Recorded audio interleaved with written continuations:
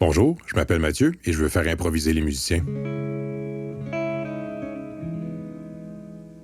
Bonjour tout le monde, j'espère que vous allez bien. Mon nom est Mathieu Boucher, je suis heureux de vous retrouver pour un nouvel épisode du balado Le Musicien Stratégique. Je suis très heureux aussi de vous présenter aujourd'hui une entrevue que j'ai réalisée avec un musicien que je respecte beaucoup. Sylvain Saint-Onge est guitariste de jazz, membre de plusieurs ensembles comme vous le découvrirez pendant l'entrevue. J'ai appris à connaître Sylvain dans un cours que je donnais sur la pratique instrumentale et qu'il a suivi. Et à travers d'abord ce cours-là et ensuite à travers plein de conversations, Sylvain fait partie des personnes qui m'ont le plus aidé à réaliser les liens qu'on pouvait faire entre le savoir que je vous ai présenté depuis les premiers épisodes, un savoir qui est très souvent tiré de recherches scientifiques réalisées avec des musiciens classiques ou du moins dans un contexte d'interprétation, et d'autres formes, styles ou activités musicales, comme le jazz ou l'improvisation. Vous verrez donc dans cette entrevue que les liens sont nombreux et je pense que ce que nous explique Sylvain Saint-Onge illustre merveilleusement bien le principe que je considère assez universel que quand on joue de la musique, notre cerveau envoie un ordre à des muscles pour qu'ils produisent un son sur un instrument ou avec notre voix. Et ce qu'on souhaite la plupart du temps, c'est que ce processus donne le résultat qu'on espérait, qu'on soit en train d'interpréter une fugue de Bach ou en train d'improviser du free jazz. Je laisse donc la parole à Sylvain Saint-Onge.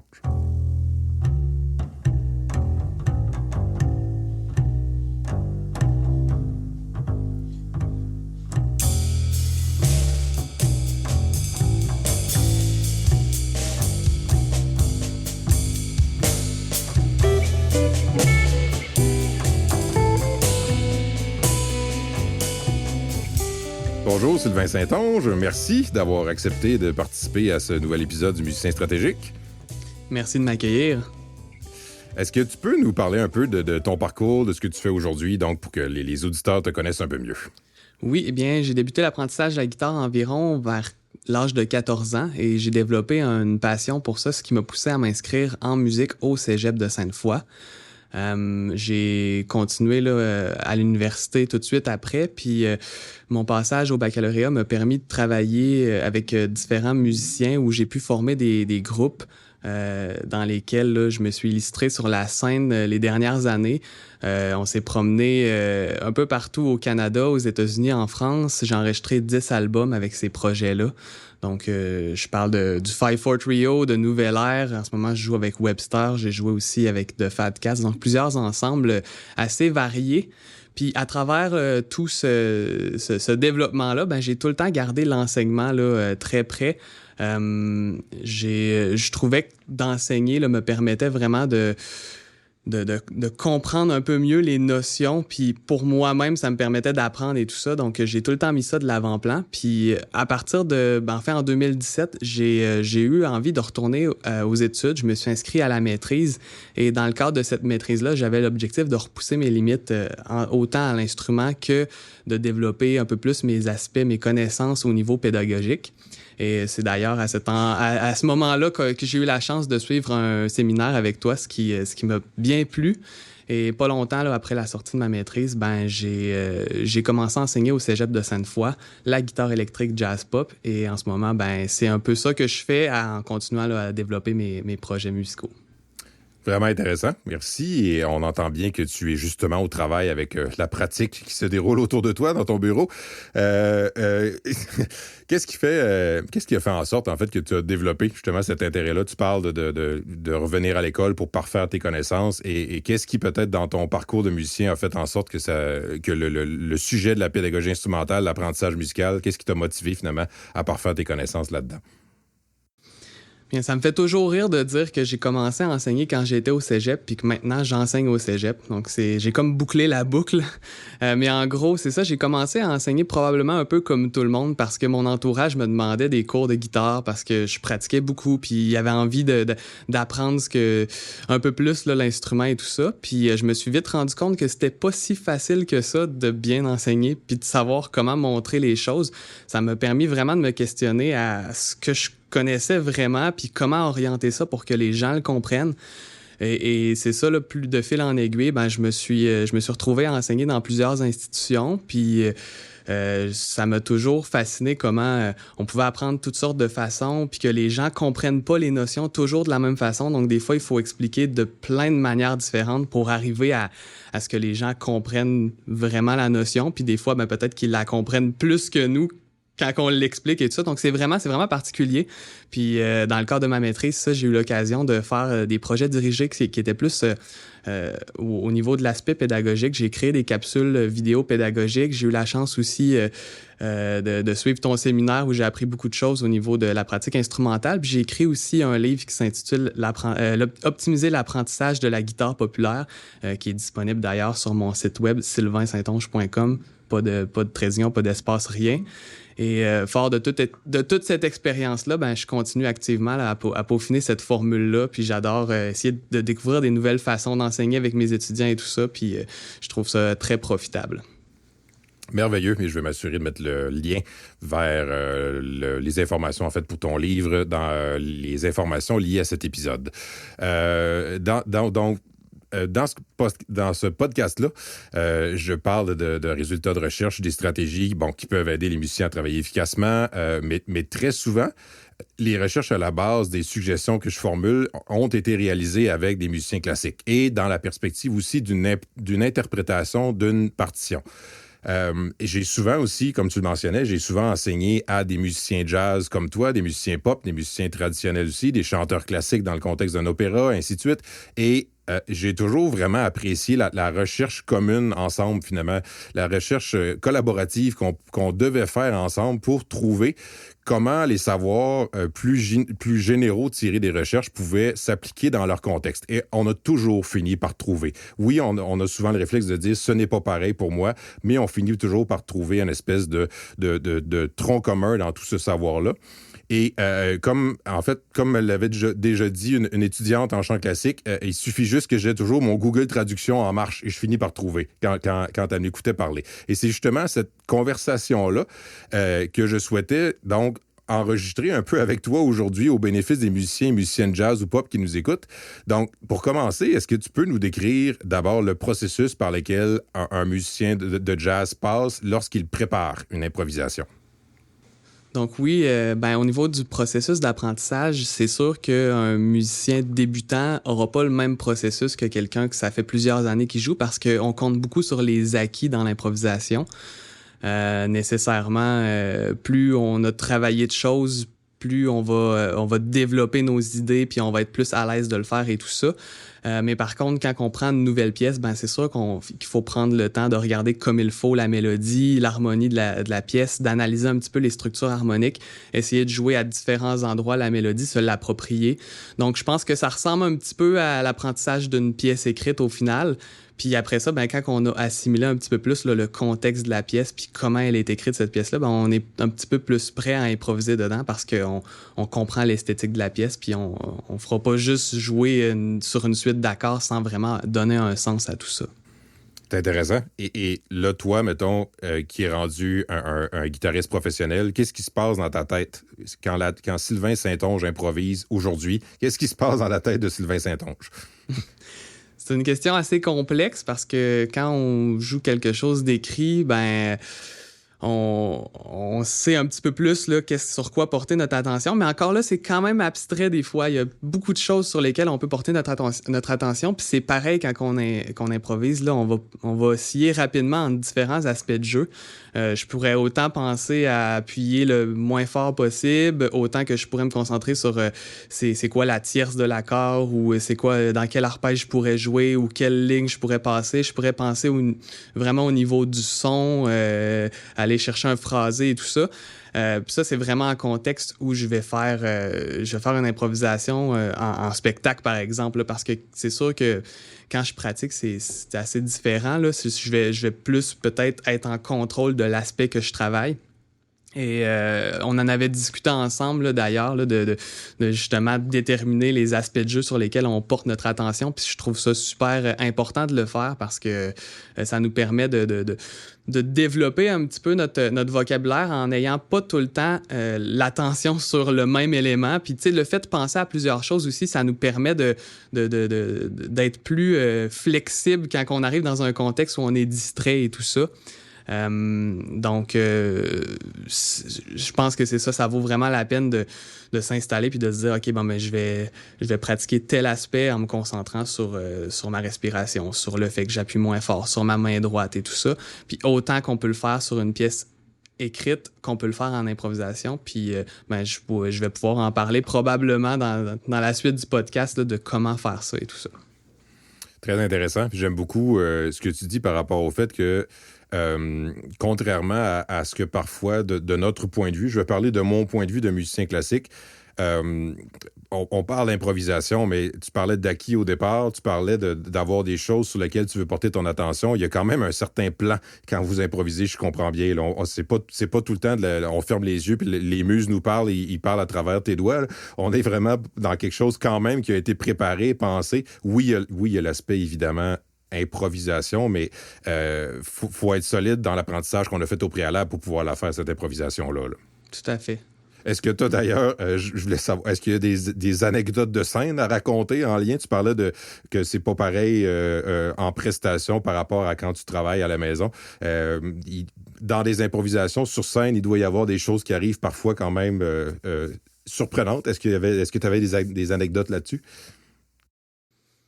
J'ai pas vraiment d'anecdotes spécifiques, mais j'ai joué dans plusieurs contextes parfois assez spéciaux, là, des contextes corporatifs où on devait faire vraiment beaucoup des durées assez longues de musique. Donc, tu sais, des fois comme 5 fois 50 minutes. Puis c'est difficile d'improviser tout ce temps-là puis d'être encore aussi investi dans ce qu'on fait là, après tout ce temps-là. Et je me rappellerai toujours, tu sais, ça m'arrive dans ce genre de contexte-là que au début de la soirée, je m'amuse à essayer de travailler différentes approches mélodiques, j'explore des textures, j'essaie de créer de la belle musique et tout ça. Puis au fil du temps, à un moment donné, ben je pense à ma liste d'épicerie, puis à mes... je suis distrait par autre chose, là. Puis tu sais, je pense pas que je devrais jamais me mettre dans ce contexte-là pour faire de la musique. C'est un peu dommage de se retrouver dans des situations de même, mais c'est quand même assez impressionnant comment le cerveau fonctionne parce que à quel point je peux être en train de penser à autre chose, mais être en train d'improviser sur des pièces. Puis ça, je pense que c'est les acquis que j'ai accumulés à travers les années qui me permettent de faire ça, parce que je pourrais pas faire ça d'emblée là, sans avoir vraiment assimilé du vocabulaire et tout ça. Donc, c'est assez impressionnant là, comment ça fonctionne, la mémoire. Vraiment intéressant. Et en tant que musicien classique, tu as toute mon admiration. 5 fois 50 minutes, j'imagine un concert avec 5 parties. Donc, vraiment. Et oui, je comprends que l'épicerie et les courriels peut-être viennent hanter notre concentration après 200 minutes d'improvisation. Là. Tu l'as mentionné brièvement tantôt, donc ce n'est pas notre première conversation sur le sujet, c'est la première fois qu'on l'enregistre, mais on a souvent jasé de ça. Et je sais que tu connais bien le fonctionnement de ce dont j'ai déjà parlé plus tôt dans le podcast, donc les 4 mémoires. Comment tu le vois, toi, le développement et surtout le fonctionnement de ces 4 mémoires-là du musicien pendant une improvisation? En improvisation, nécessairement, on utilise d'emblée la mémoire auditive, visuelle, puis la mémoire motrice. Dès qu'on se met à improviser, ben on porte attention au son qu'on produit, en tout cas, je l'espère. Puis on a certains repères visuels sur l'instrument qui vont nous aider à nous retrouver. Puis juste au niveau du toucher aussi, il y a beaucoup d'informations là, qu'on gère. Tu sais, juste par exemple, quand on fait un bend, quand on lève le son un petit peu sur une corde, ben nécessairement, on va savoir un petit peu au niveau du toucher combien, tu sais, à quel point il faut tirer sur la corde pour produire le bon son et tout ça. Donc, il y a beaucoup d'informations qui se fait un petit peu naturellement au fil de la pratique. Donc, le simple fait d'improviser active d'emblée ces 3 mémoires-là, on peut porter attention spécifiquement, mais je pense que ça se fait plus naturellement, si on veut.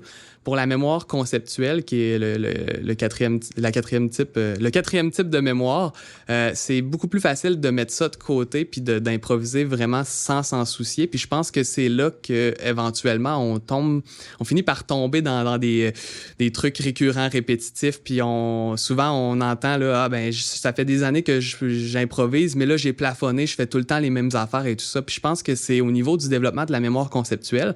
Puis souvent quand que je travaille avec des nouveaux étudiants, sont étonnés à quel point il faut qu'ils reviennent en arrière, là, d'un gros pas en arrière au niveau de la mémoire conceptuelle pour comprendre tout ça parce que ça fait des années qu'ils jouent, ils ont une bonne technique, ils ont une bonne oreille et tout ça, mais les notions théoriques sont pas assimilées, ça va pas à la même vitesse que leurs doigts, puis des fois, ça les fâche de comprendre que ça fait 10 ans, 12 ans qu'ils pratiquent, puis qu'ils ont jamais intégré ces notions-là, puis qu'ils auraient aimé ça le faire depuis toutes ces années-là. Puis il y a jamais de bon moment pour le faire, mieux que maintenant, en fait. Donc, c'est sûr que c'est ça. L'idée, c'est de savoir qu'on peut travailler ça, puis de développer sa rapidité de réflexion et tout ça. Puis je pense que de savoir que dans la gamme de Do, la tierce, c'est Mi, la quinte, c'est Sol, et tous ces éléments-là, ben ça fait en sorte que quand on improvise, ben on est capable de se rattacher à différents éléments, puis on est capable plus facilement là, d'aller chercher... les bonnes informations, puis les gérer de la bonne façon. Puis même juste le fait de se dire, OK, bon, ben quand j'improvise, je vais aller jouer la tierce de tel accord, ben le fait de savoir que c'est la tierce, ça développe l'aspect auditif parce qu'on le sait comment une tierce est supposée sonner. Et là, si on fait ça à chaque fois qu'on pratique, à un moment donné, ben le son de la tierce devient quelque chose de très caractéristique. Puis c'est tout ce qui fait la différence, là, ensuite. Donc après ça, on se met à développer toutes sortes de notions, puis on connecte toute cette information théorique-là à notre oreille, ce qui fait au final qu'on a une meilleure oreille. Ça arrive souvent que j'explique à des étudiants que la gamme pentatonique, c'est la même chose qu'un arpège de septième, mais qu'on a juste ajouté une note. Puis souvent, c'est comme une grosse révélation pour eux parce que c'est des concepts complètement distincts. Ils apprennent des positions d'arpège de septième, puis ils se rendent, admettons juste la gamme mineure pentatonique qu'ils apprennent quasiment dans le ventre de leur mère. Ben, c'est juste qu'il y a une carte de plus que dans l'arpège mineur 7. Donc, tu sais, c'est des notions comme conceptuelles qui devraient être assimilées dès le départ, mais qui souvent prennent le bord parce qu'on veut accélérer le pas, on veut apprendre rapidement, puis finalement, ben, on apprend moins rapidement parce qu'il faut recommencer à zéro. Je me souviens quand j'étais étudiant au cégep, je questionnais beaucoup les enseignants et les collègues à savoir qu'est-ce qu'ils pensaient dans leur tête quand ils improvisaient. Puis j'avais de la misère à concevoir qu'ils pouvaient savoir en tout temps c'est quelles notes qui sont. Tu sais, à une vitesse incroyable. Des fois, tu te dis, ben c'est sûr qu'ils pensent pas à toutes les notes. Puis je pense qu'il y a certains passages qui passent plus dans la mémoire motrice que dans la conceptualisation et tout ça. Sauf que il y a une classe de maître de Alain Caron qui m'avait quand même marqué par rapport à ça. Alain Caron, qui est un bassiste exceptionnel, musicien dans UZEB. Et lui, il racontait en fait avoir joué pendant 10 ans dans des projets sans avoir vraiment la connaissance des notes sur son manche et tout ça. Puis il avait pas vraiment développé sa mémoire conceptuelle. Il travaillait vraiment plus à l'oreille et tout ça. Puis probablement qu'il le faisait très bien. Mais à un moment donné, il s'est dit, bon, j'arrête tous mes contrats, je mets tout de côté, puis pendant 1 an, je m'installe dans mon local de pratique, une chaise devant un mur, puis je pratique mes gammes et je dis le nom de la note, le degré de la note, par rapport au mode que je joue et j'essaie d'assimiler son impact émotionnel. Et il a fait ça pendant 1 an de temps, puis quand il est revenu sur la scène, maintenant, à chaque fois qu'il joue des passages, il sait exactement qu'est-ce qu'il joue, c'est quoi la sonorité de cette note-là, est-ce que c'est le son d'une six, est-ce que c'est le son d'une septième et tout ça. Ça m'avait fasciné d'entendre un expert là, témoigner de ça, puis ça m'avait comme confirmé qu'il fallait que je le fasse, ce travail-là, à ce moment-là.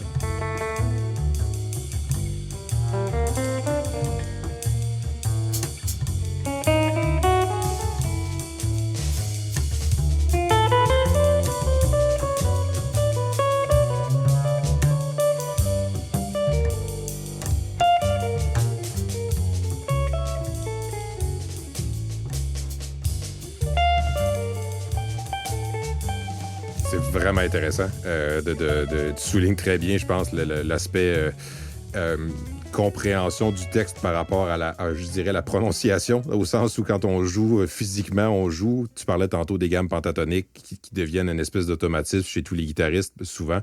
Alors que, quand tu expliques la notion, tu mentionnais que tu expliquais qu'une gamme pentatonique, c'est un accord modifié. Ça libère, finalement, ça libère l'attention de la personne qui improvise pour assembler plusieurs informations ensemble. Puis moi, j'adore, je suis complètement friand de ce genre d'histoire-là que tu comptes à propos d'Alain Caron, de gens qui se sont dit à un moment donné, j'arrête et je fais en apparence un gigantesque retour en arrière, un gigantesque pas en arrière, mais c'est pour, quand on connaît Alain Caron, c'est pour se catapulter ensuite dans les cieux, tellement c'est impressionnant ce qu'il est capable de faire après. C'est vraiment intéressant. Dans un épisode précédent, j'ai discuté des étapes d'apprentissage d'une pièce, évidemment dans un contexte d'interprétation, encore une fois. Est-ce que tu pourrais nous décrire donc à quoi peuvent rassembler les étapes d'apprentissage d'une pièce sur laquelle on va devoir improviser? Donc, sur quoi les musiciens et musiciennes devraient se concentrer au début, au milieu et à la fin de l'apprentissage d'une nouvelle pièce? Oui, ce qui est particulier avec le répertoire qui implique l'improvisation, c'est qu'un expert peut jouer une pièce débutant et la personnaliser au point où pourrait être très difficile à jouer. C'est un peu comme je disais tantôt, en fonction des acquis qu'on a, on va assimiler le vocabulaire d'une pièce différemment et tout ça. Mais je peux faire un parallèle avec un thème et variation qui pourrait être joué, par exemple, à la guitare classique. Ben nécessairement, si on travaille une variation qu'on n'a jamais vu la technique, par exemple, si on a un passage avec du trémolo à faire, ben là, ça se peut que on prenne un moment pour assimiler cette technique-là. Donc, on n'approchera peut-être pas la variation de la même façon que si c'est juste la mélodie toute simple puis qu'on a déjà assez d'acquis pour la jouer en lecture puis de faire de quoi quand même déjà bien et tout ça. Je vois ça un peu comme ça, tu sais, avec l'improvisation parce que c'est un peu une variation du thème qu'on va faire puis on peut le complexifier ou de faire quelque chose d'assez simple au final.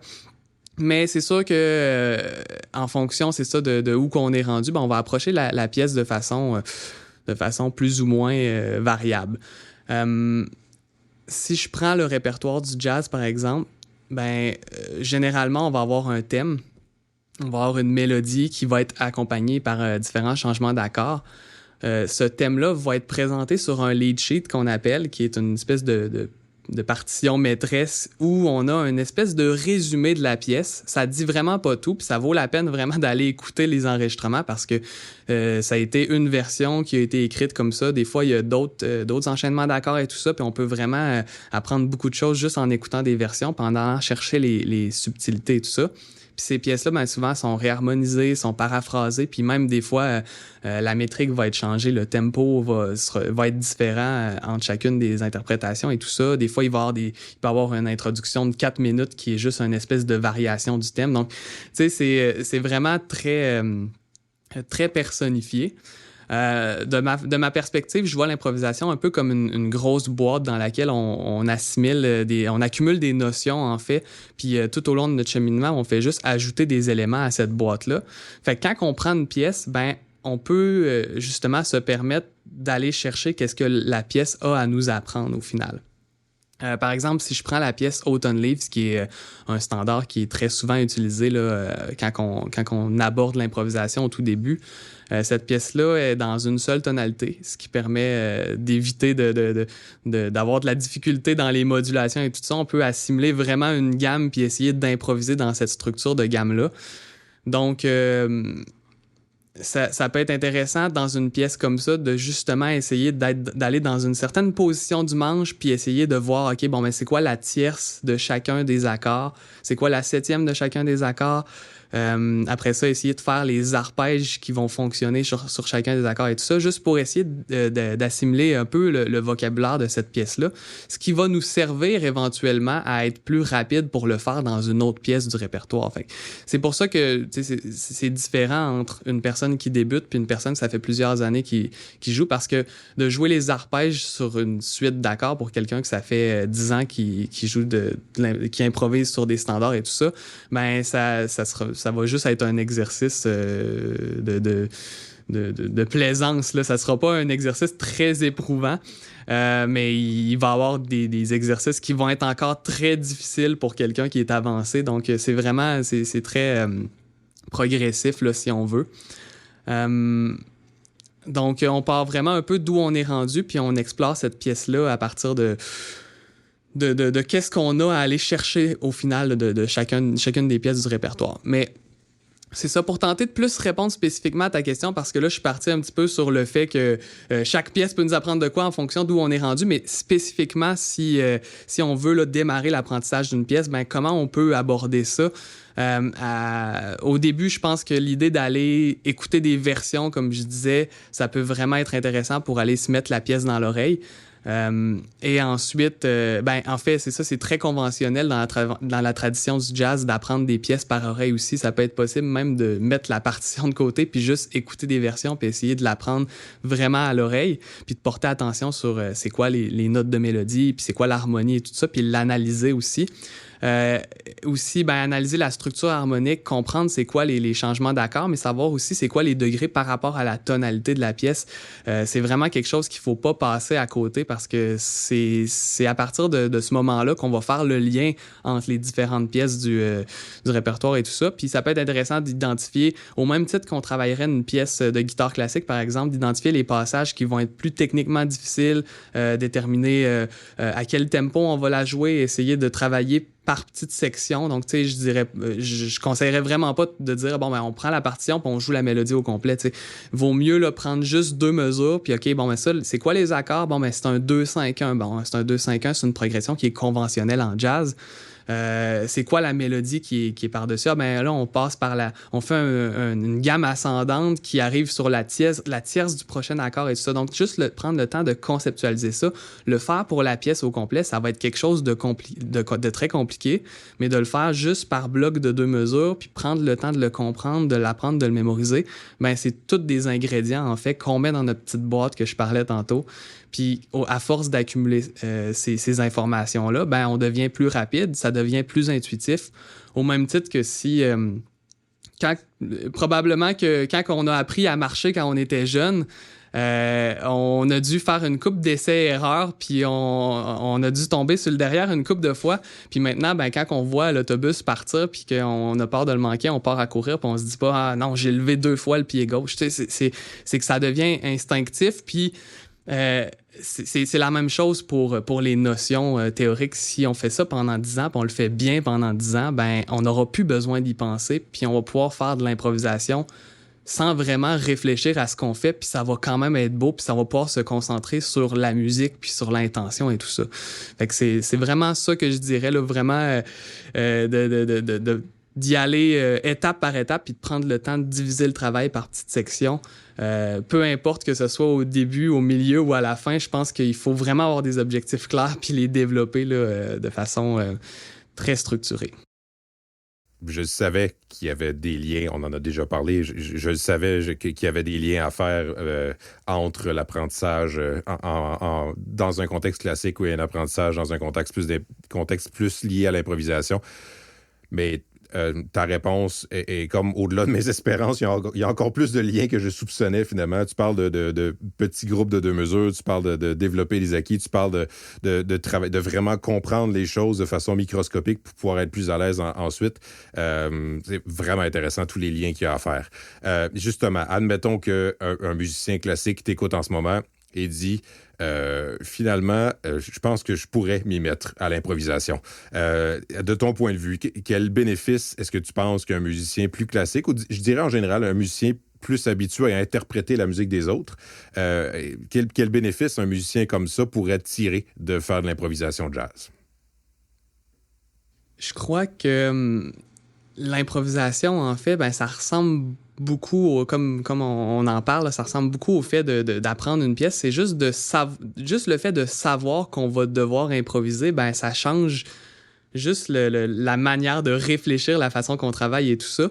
Puis pour moi, ben, tu sais, l'improvisation, ça consiste à organiser des phrases mélodiques qu'on a déjà apprises, mais qu'on va jouer en temps réel. Donc, ça ressemble un peu à prendre une pièce pour pouvoir la jouer, mais dans l'optique qu'on ne sait pas à quel moment on va jouer cette phrase-là, puis qu'elle va être plus spontanée, ben, il faut vraiment bien la comprendre. Fait que je vois juste des avantages là, à ce que les gens s'adonnent à l'improvisation, parce que j'ai l'impression que ça peut comme développer un peu plus leur oreille puis leur spontanéité. Quand on travaille l'improvisation, ben, on s'entraîne à anticiper la sonorité de ce qui s'en vient. On s'entraîne vraiment à concevoir le lien entre l'harmonie et la mélodie. Donc, c'est vraiment, pour réaliser une bonne improvisation, il faut idéalement comprendre un peu ce qu'on fait. Idéalement, là. Et je dis que, en fait, je crois que dans cette optique-là, ben, un musicien classique pourrait développer cette aptitude-là, ce qui lui permettrait ensuite d'interpréter ses pièces en étant plus plus facilement capable d'anticiper qu'est-ce qui s'en vient dans l'exécution là, de son œuvre. Donc, je pense que c'est de mon point de vue, là, l'improvisation, ça oblige à développer cette compréhension-là qui va permettre peut-être là, d'aider au niveau de l'interprétation finale.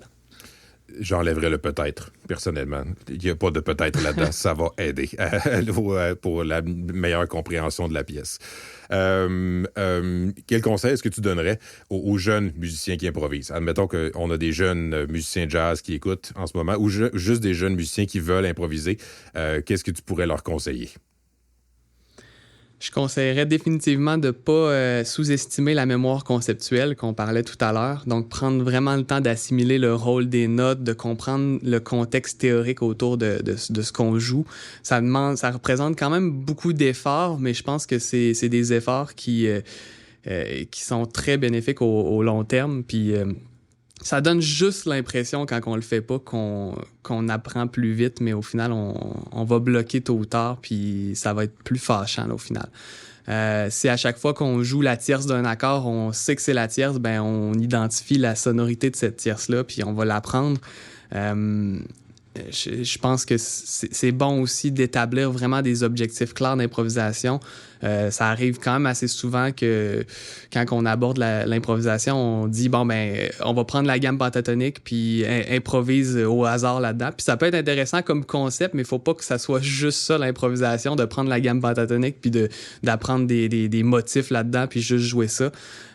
C'est vraiment important aussi de savoir quand on joue la gamme pentatonique, à quelle note on se réfère, parce que de juste jouer des cases, ben ça dit rien, ça développe pas notre oreille, tandis que dans la gamme pentatonique, ben ça se trouve à être quand même des notes d'une gamme, puis la tierce, elle existe, elle est là, la quinte va être là, la tonique va être là, donc c'est des notes qui vont avoir des fondements très importants pour souligner l'harmonie et tout ça. Donc, de savoir où on est rendu et tout ça, ben ça va vraiment faire en sorte que ça va faire une différence. Puis, je pense que c'est ça, ce serait bon d'établir des petits objectifs vraiment clairs. Donc, admettons, on pourrait dire, OK, on a une trame d'accompagnement qui est dans une tonalité, puis on va utiliser 6 notes. Puis ces 6 notes-là, ben, on va essayer d'improviser avec ces notes-là, puis faire de la musique. Puis après ça, bon, ben, on a fait ça à un certain moment. Ben là, maintenant, au lieu de juste improviser librement, on va essayer de prendre la structure harmonique. Puis quand on arrive sur le prochain accord, ben, on essaie d'aller jouer la tierce de cet accord-là. Donc là, tu sais, on se force spécifiquement à atteindre un micro-objectif. Puis plus on fait ça, plus on va pouvoir augmenter le niveau de nos exercices parce que plus on va connaître les notions. Et il y a un super livre là, que j'ai découvert qui fait plusieurs petits jeux là, comme ça. Ça s'appelle The Advancing Guitarist de Mick Goodrick. Que lui, il fait justement le plein de concepts d'improvisation, de l'improvisation sur une corde.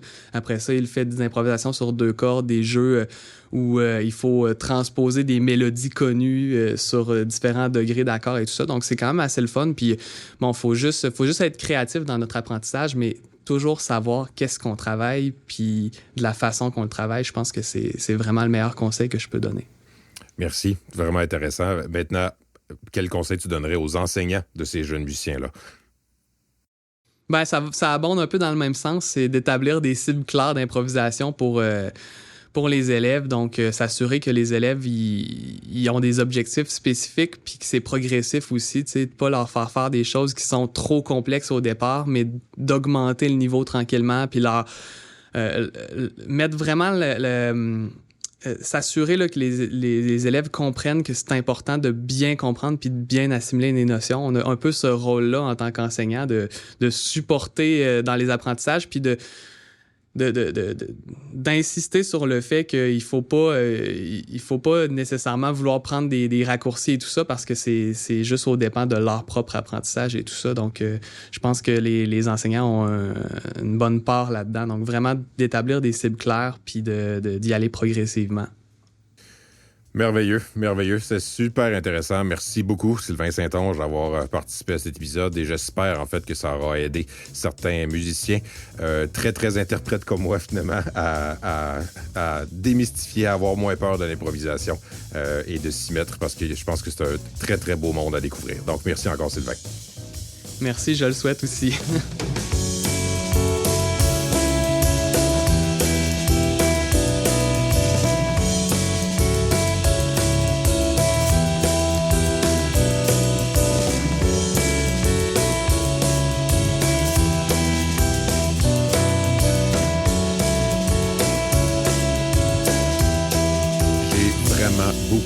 aimé faire cette entrevue avec Sylvain Saint-Onge et comme je l'ai mentionné pendant l'entrevue, Sylvain démontre bien, selon moi, qu'il existe encore plus de liens qu'on pourrait le croire entre la préparation d'une interprétation et la préparation d'une improvisation. Malgré que les styles, le contexte des prestations dans les deux situations soient parfois un peu éloignés, à l'écoute de Sylvain, je suis encore plus convaincu que dans tous les cas, il demeure que le musicien ou la musicienne doit développer des acquis et des automatismes qui, on l'espère, seront ensuite déployés de la façon la plus proche possible de ce qu'on envisageait.